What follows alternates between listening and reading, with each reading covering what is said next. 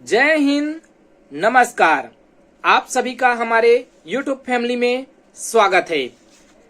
आज हम आपके लिए लेकर आए हैं, यहाँ आप देख सकते हैं, ये है प्रश्न पेपर। जी हाँ, ये क्या एग्जाम है? तो ADEO 2017 एग्जाम है, जो कि CG व्यापम द्वारा लिया गया था, जिसमें टोटल 150 प्रश्न पूछे गए थे, जिसमें हिंदी से, ग्रामीण विकास से, पंचायती राज व्यवस्था से, आजीविका से, इसके अलावा सामान्य नॉलेज से प्रश्न टोटल 150 पूछे गए थे। तो इसमें जो जनरल नॉलेज से प्रश्न पूछे गए, जी हाँ, जीके क्वेश्चन, जो कि आगामी व्यापम एग्जाम के लिए इंपॉर्टेंट होने वाले हैं।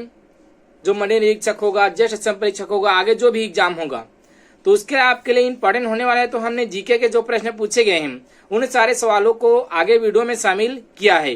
अगर वीडियो आपको पसंद आएगा तो लाइक शेयर जरूर करेंगे। अगर आपने हमारे यूट्यूब चैनल को अभी तक अगर सब्सक्राइब नहीं किए हैं तो सब्सक्राइब करेंगे। चलते हैं, वीडियो को स्टार्ट करते हैं। ADEO एग्जाम 2017, जी हाँ, 2017 में ग्रामीण कृषि विस्तार अधिकारी का एग्जाम लिया गया था, ADEO भर्ती। तो इसमें टोटल 150 अंक के प्रश्न पूछे गए थे और 150 ही प्रश्न थे। टोटल प्रश्नों की संख्या 150 था और मार्क भी 150 था। इसमें हम बात करेंगे जनरल नॉलेज से, तो 30 प्रश्न पूछे गए थे, आजीविका से 30 प्रश्न और पंचायती राज से 30 प्रश्न और ग्रामीण विकास से 30 प्रश्न और सामान्य हिंदी के 30 प्रश्न पूछे गए थे। हम आज की इस वीडियो में सारे प्रश्नों का अध्ययन विस्तार वाइज करेंगे, जो कि आगामी व्यापम द्वारा एग्जाम जो लिए जाएंगे उसके लिए आपके लिए इम्पोर्टेंट होने वाले हैं। जी हाँ, ये एग्जाम आप स्क्रीन पर देखेंगे तो 29/10, जी हाँ, 29/10/2017 को लिया गया था और ADEO एग्जाम 2017 है। चलते हैं, जनरल नॉलेज के प्रश्नों को सबसे पहले जानते हैं। इसमें जो हमने आंसर लगाया है वो फाइनल आंसर लगाया है। जी हाँ, व्यापम द्वारा जो फाइनल आंसर लिया गया है उसके बाद ही हमने इसमें टिक लगाया है। यहाँ पहला प्रश्न है, 3 प्रश्न जो ऊपर का रहता है वो एग्जाम वाले ले लिए हैं, तो वो नहीं मिल पाया था इसमें। ये आप इसलिए क्वेश्चन पेपर आप यहाँ स्क्रीन पर देख रहे हैं। ये प्रश्न है, निम्नलिखित IAS अधिकारी में से कौन भारत सरकार का प्रशासनिक अधिकारी होता है? जी हाँ, प्रशासनिक अधिकारी कौन होता है इसमें से? तो इसका करेक्ट आंसर है ए ऑप्शन, कैबिनेट सचिव प्रशासनिक अधिकारी होता है। ध्यान में आपको रखना होगा, भारत सरकार का प्रशासनिक अधिकारी कौन होता है? तो कैबिनेट सचिव। आपको मुख्य सचिव नहीं लगाना है, आपको मुख्य सचिव छत्तीसगढ़ में लगाना रहेगा। छत्तीसगढ़ का प्रशासनिक प्रमुख अधिकारी कौन होता है? तो वो रहेगा मुख्य सचिव। चूंकि ये केंद्र सरकार में पूछा गया इसलिए ये क्या आएगा? कैबिनेट सचिव इसका करेक्ट आंसर है। अगला प्रश्न आपके स्क्रीन पर शो हो चुका है। यह प्रश्न है, सामान्य परिस्थितियों में एक नगर निगम में प्रशासनिक अधिकार मुख्यतः किसे प्राप्त होता है? जी हाँ, नगर पालिका निगम में बोल रहा है। ध्यान देंगे, छत्तीसगढ़ में कितने नगर पालिका निगम हैं? 14 है। नया बना हुआ है रिसाली, इससे पहले 13 नगर निगम था, अब 14 हो चुका है। जो कि दुर्ग में 3 नगर निगम हैं। दुर्ग में कितने नगर निगम हैं? तो 3 नगर निगम हैं और सबसे ज्यादा वहीं पर है नगर निगम। इसके अलावा अब आप पूरे नगर निगम का लिस्ट कमेंट बॉक्स में कमेंट कर सकते हैं। आपकी तैयारी और अच्छे से होती रहेगी। जितना ज़्यादा आप कमेंट में आंसर कमेंट करेंगे उतना ज़्यादा आपको याद भी रहेगा, क्योंकि हम जिसे बार बार पढ़ते हैं, बार बार लिखते हैं, वो हमें ज़्यादा समय तक याद रहता है। इसका करेक्ट आंसर लिया गया है नगर आयुक्त। ध्यान देंगे, क्या रहेगा? नगर आयुक्त। MC म्युनिसिपल कमिश्नर प्रमुख होता है नगर पालिका निगम में। प्रशासनिक दृष्टि से ध्यान में आपको रखना होगा। राजनीतिक दृष्टि से पूछेगा तो महापौर होता है। चूंकि यहाँ प्रशासनिक दृष्टि से पूछा गया इसलिए बी ऑप्शन इसका करेक्ट आंसर है। छठा प्रश्न आपकी स्क्रीन पर यहाँ शो हो चुका है। यह है, मध्य प्रदेश की किस दिशा की ओर यह राज्य स्थित है? जी हाँ, छत्तीसगढ़ किस दिशा में है यह पूछा गया है। तो किसमें है? किसमें है? इसका करेक्ट आंसर है दक्षिण पूर्व। मध्य प्रदेश का पूछा गया है ना, तो दक्षिण पूर्व। मैप देखते हैं कैसा है ये। मैप में आपको क्लियर हो जाएगा।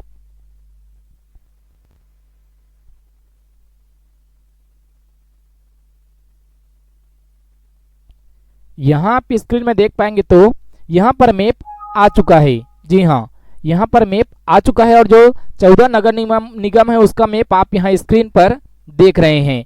अगर हम बात करेंगे मध्य प्रदेश का पूछा हुआ है तो ये एरिया आता है एमपी। जी हाँ, कौन सा एरिया आता है? ये एमपी का एरिया है। और ये जो देखेंगे ये लाइन ये एमपी का है और ऊपर यहाँ कटा हुआ है ये है महाराष्ट्र। जी हाँ, ये इमेज है ये महाराष्ट्र है और ये क्या है तो इधर तरफ ये उड़ीसा है और नीचे में ये आंध्र प्रदेश का है। सॉरी, यहाँ पर है एक और यहाँ पर ऐसे लाइन है, ये है तेलंगाना और ये है आंध्र प्रदेश और ये है यूपी और ये है झारखंड। टोटल 8 राज्यों से घिरा हुआ है छत्तीसगढ़। तो हम एमपी की बात करेंगे तो एमपी के दक्षिण में है, यहाँ आप देखेंगे दक्षिण में छत्तीसगढ़ और इस तरफ कौन सा है तो ये पूर्व। तो इसी को एग्जाम में पूछा गया कि छत्तीसगढ़ किस एरिया में है तो दक्षिण पूर्व में स्थित है। मैप के अनुसार भी आप समझ सकते हैं, हमने पूरा यह मैप बता दिया है और जो हमने ये हाईलाइट किया है ये छत्तीसगढ़ में जो 14 नगर निगम है उसका है, जैसे कि रायगढ़ है, अंबिकापुर है, कोरबा, चिरमिरी, बिलासपुर, रायपुर, बीरगांव, धमतरी, जगदलपुर, राजनांदगांव और दुर्ग का 3। तो टोटल 14 नगर निगम है छत्तीसगढ़ में। चलते हैं ऑफिशियली पीडीएफ पर अगले प्रश्न पर। अगला प्रश्न आपके स्क्रीन पर इस तरफ यहाँ शो हो चुका है 7वां प्रश्न। ये प्रश्न है निम्नलिखित में से कौन सा खनिज इस राज्य में उपलब्ध नहीं है? जी हाँ, इनमें से कौन सा खनिज छत्तीसगढ़ में नहीं पाया जाता ये पूछा गया है। तो इनमें से कौन सा खनिज नहीं पाया जाता? मैग्नीज। डी ऑप्शन इसका करेक्ट आंसर है। जी हाँ, डी ऑप्शन इस क्वेश्चन का करेक्ट आंसर है। कोयला छत्तीसगढ़ में पाया जाता है। जी हाँ, छत्तीसगढ़ में कोयला एंथ्रेसाइट, बिटुमिनस, लिग्नाइट, पीट, ये सारे कोयला, लिग्नाइट जो कि सबसे उच्चतम किस्म का कोयला होता है वो छत्तीसगढ़ में नहीं पाया जाता। जो बिटुमिनस प्रकार का कोयला होता है वो पाया जाता है। सॉरी, ये बिटुमिनस नहीं है, बिटुमिनस लौह अयस्क है, हमने गलत बता दिया था। ये कोयला में आता है। हाँ, बिटुमिनस कोयला छत्तीसगढ़ में पाया जाता है और हेमेटाइट लौह अयस्क छत्तीसगढ़ में पाया जाता है और बक्साइट भी पाया जाता है छत्तीसगढ़ में, जो कि मेन पार्ट सबसे ज्यादा प्रसिद्ध है बक्साइट के लिए। ध्यान रखेंगे कौन सा मेन पार्ट, जो कि सरगुजा में स्थित है। तो इस तरह से आप सारे प्रश्नों को हल कर सकते हैं। चलते हैं अगले प्रश्न पर। अगला प्रश्न आपके स्क्रीन पर यहाँ पर ये शो हो चुका है। ये प्रश्न है जलप्रपात से। जी हाँ, इस राज्य में कौन सा जलप्रपात इस राज्य में सबसे ऊंचा है? जी हाँ, सबसे ऊंचा जलप्रपात इनमें से कौन सा है ये पूछा गया है। ऑप्शन में 4 ऑप्शन दिया हुआ है। पहला में अगर आप ऑप्शन में देखेंगे तो क्या है, पहला में तीरथ जलप्रपात है।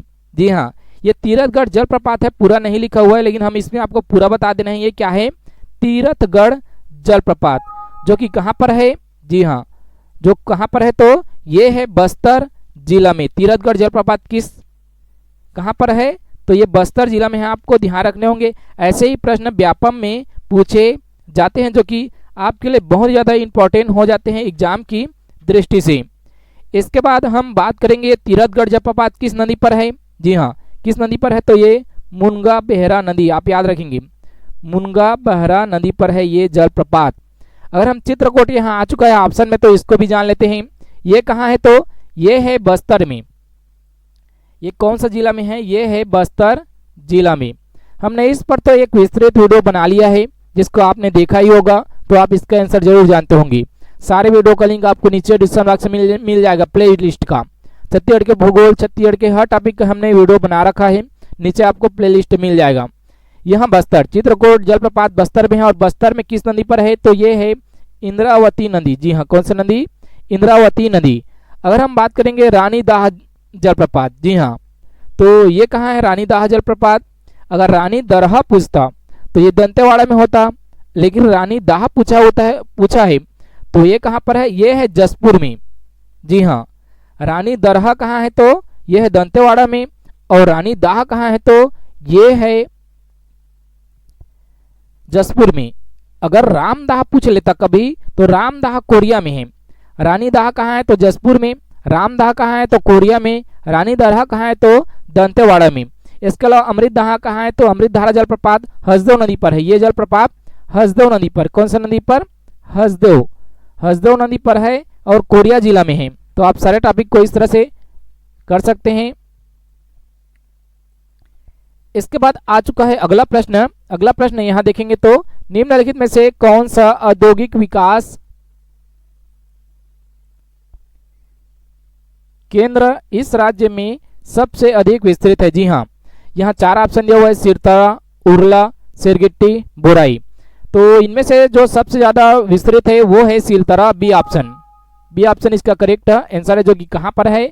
अगर जिला की बात करेंगे, सिलतरा कौन जिला में है? तो ये है रायपुर जिला में।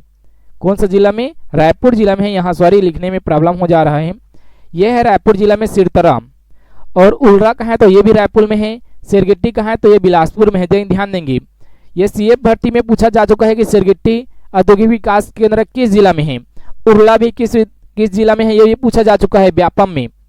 ये सारे को पूछ लिया गया है कि बोराई औद्योगिक विकास केंद्र किस जिला में है, तो ये है दुर्ग में। जो बोराई है ये कहाँ पर है? ये दुर्ग जिला में है। ध्यान रखेंगे, दुर्ग जिला में। और सिरगिट्टी कहाँ है? तो हमने आपको बताया ये कहाँ है? बिलासपुर में है। और बाकी जो उरला और सिलतरा बच जाता है। चलते हैं अगले प्रश्न पर। अगला प्रश्न यहाँ पर आपके स्क्रीन पर शो हो चुका है।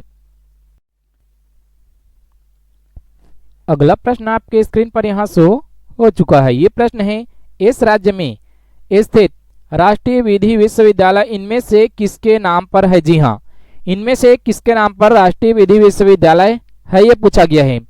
तो ये विधि विश्वविद्यालय कहाँ है? ये है रायपुर में। कौन सा जिला में? ये है रायपुर जिला में है। और छत्तीसगढ़ में इसका नाम रखा गया मोहम्मद हिदायतुल्लाह, बी ऑप्शन इसका करेक्ट आंसर है। जी हाँ, इसकी स्थापना 2003 में की गई थी। जी हाँ, अगर पूछ ले कभी तो इसकी स्थापना 2003 में की गई थी रायपुर में।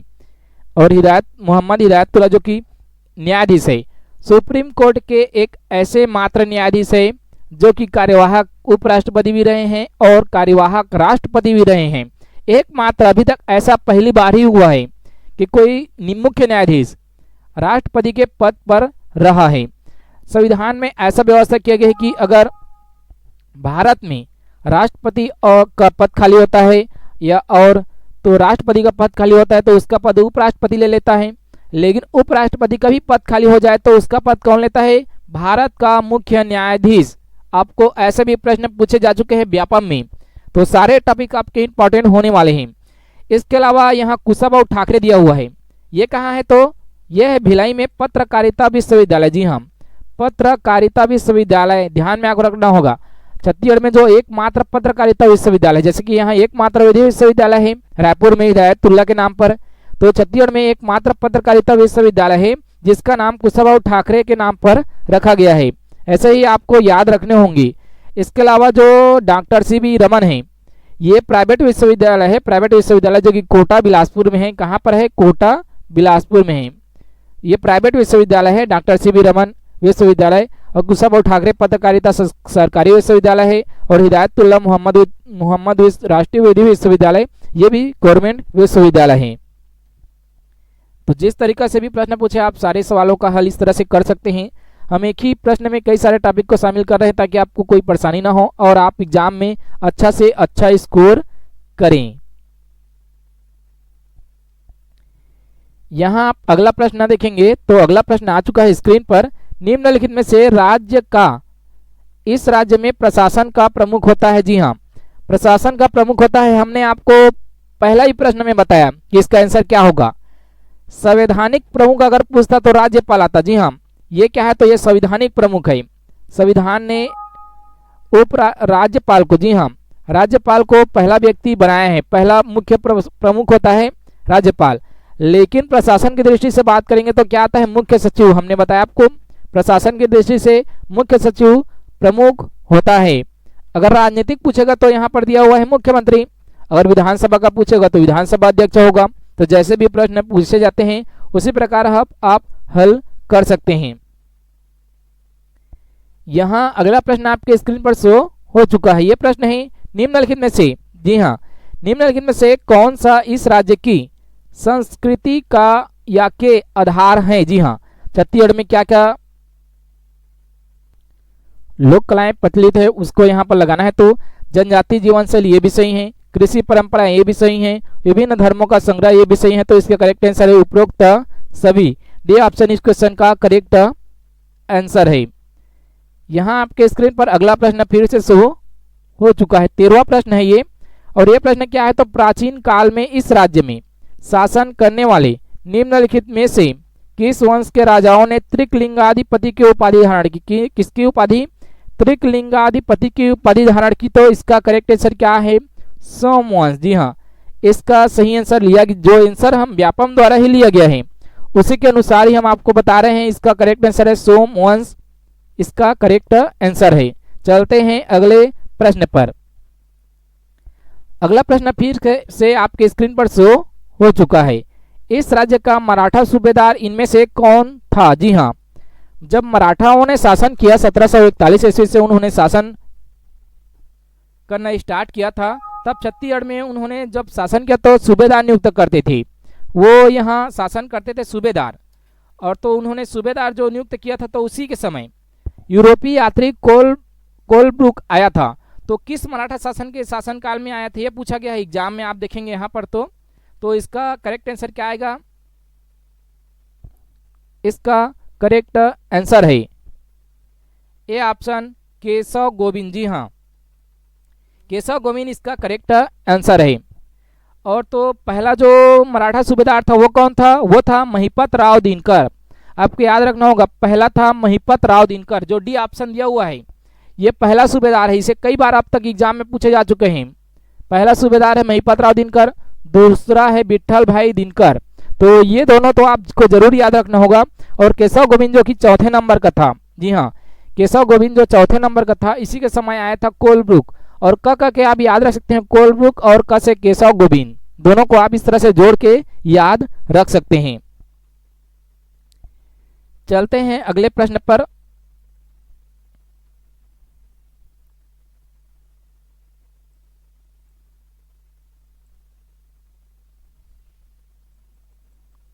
अगला प्रश्न आपके स्क्रीन पर शो हो चुका है। ये प्रश्न है, इस राज्य में असहयोग आंदोलन के दौरान इनमें से कर्मवीर पत्रिका के कौन से संपादक गिरफ्तार हुए थे? जी हाँ, कर्मवीर पत्रिका के संपादक कौन से गिरफ्तार हुए थे? तो बी ऑप्शन इसका सही आंसर है।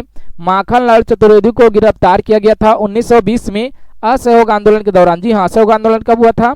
1920 में हुआ था।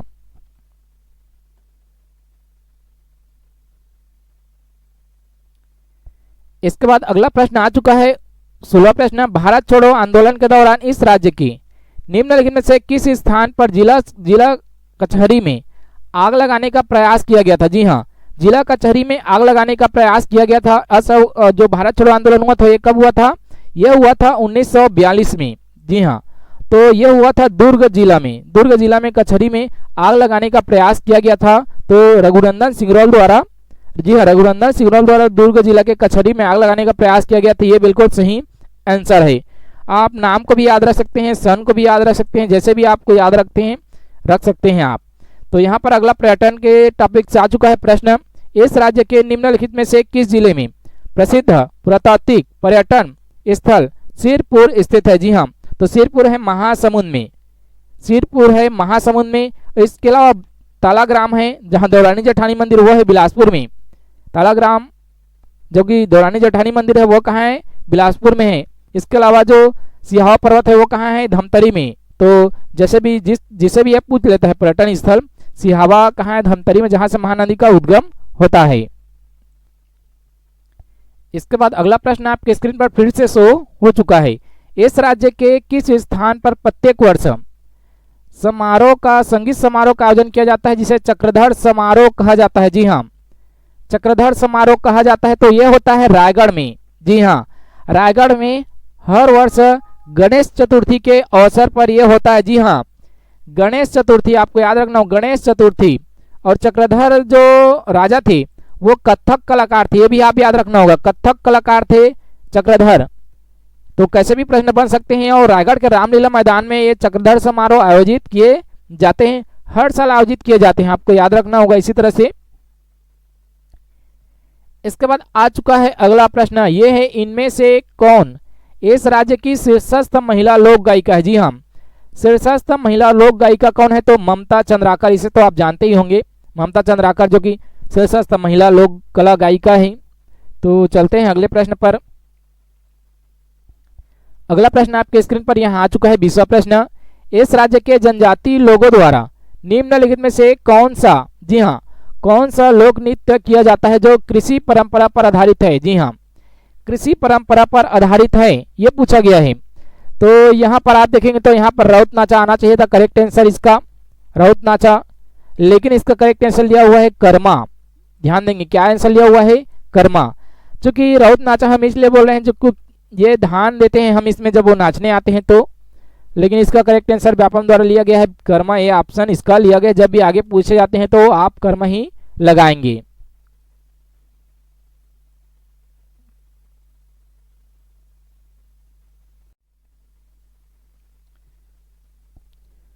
अगला प्रश्न आपके स्क्रीन पर शो हो चुका है।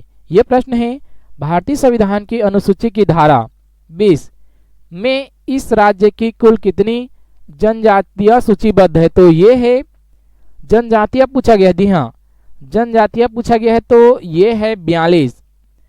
अगर केवल जाति पूछता अर्थात यहाँ जनजाति पूछा है तो 42 इसका करेक्ट आंसर है। चलते हैं अगले प्रश्न पर। अगर आप इसका पीडीएफ डाउनलोड करना चाहेंगे, जी हाँ पीडीएफ, ये जो ऑफिशियल क्वेश्चन आप देख रहे हैं इसका पीडीएफ डाउनलोड करना चाहेंगे तो नीचे आपको डिस्क्रिप्शन बॉक्स में पीडीएफ डाउनलोड करने का लिंक मिल जाएगा, जहां से आप इसे डाउनलोड कर सकते हैं। क्योंकि व्यापम का प्रीवियस ईयर का क्वेश्चन हर एग्जाम के लिए इंपॉर्टेंट होता है, चाहे वो पीएससी का हो या पुलिस विभाग में हो या विधानसभा कोई भी भर्ती हो, प्रीवियस ईयर का क्वेश्चन इंपॉर्टेंट होता ही है।